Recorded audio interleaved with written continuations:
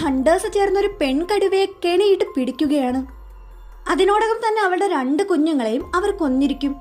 ആ ദേഷ്യത്തില് അവൾ അവരുടെ നേരെ കുതിക്കുന്നതും ആ വേട്ടക്കാരൻ അവളെ വെടിവെച്ചു കൊല്ലും. എന്നിട്ട് കടുവകളെയും കൊണ്ട് സൈനികരുടെ അടുത്തേക്ക് പോവുകയാണ്. തന്റെ ഇണയും കുഞ്ഞുങ്ങളെയും കൊന്നെന്ന് മനസ്സിലാക്കി ആ വേട്ടക്കാരോടും നാട്ടുകാരോടും പ്രതികാരത്തിനൊരുങ്ങി ഒരു കടുവ അവിടെ നിപ്പുണ്ടായിരുന്നു.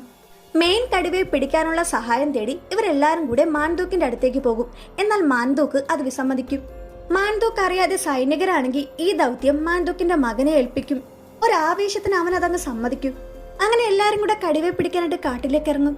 പ്രതികാരത്തിനായിട്ട് എല്ലാരെയും അവൻ അവിടെ കാത്തിരിക്കുകയായിരുന്നു. ഒരൊറ്റച്ചാട്ടത്തിന് അവിടെ ഉണ്ടായിരുന്ന സൈനികരെയൊക്കെ ആ കടുവ കൊല്ലും. മാൻതൂക്കിന്റെ മകൻ ഒരു മരത്തിന്റെ പിന്നിൽ ഒളിച്ചിരിക്കും. ഈ കടുവ അവനെ കാണുമെങ്കിലും ഒന്നും ചെയ്യാതെ മുന്നോട്ട് നീങ്ങും. മര്യാദയ്ക്ക് പോയ കടുവയെ വെടിവെക്കാനായിട്ട് ഇവന്റെ പിന്നിൽ നിന്നും ഒരുത്ത് ശ്രമിക്കുമ്പോൾ ഈ കടുവ ഇവരുടെ മേലേക്ക് ചാടി വീഴും.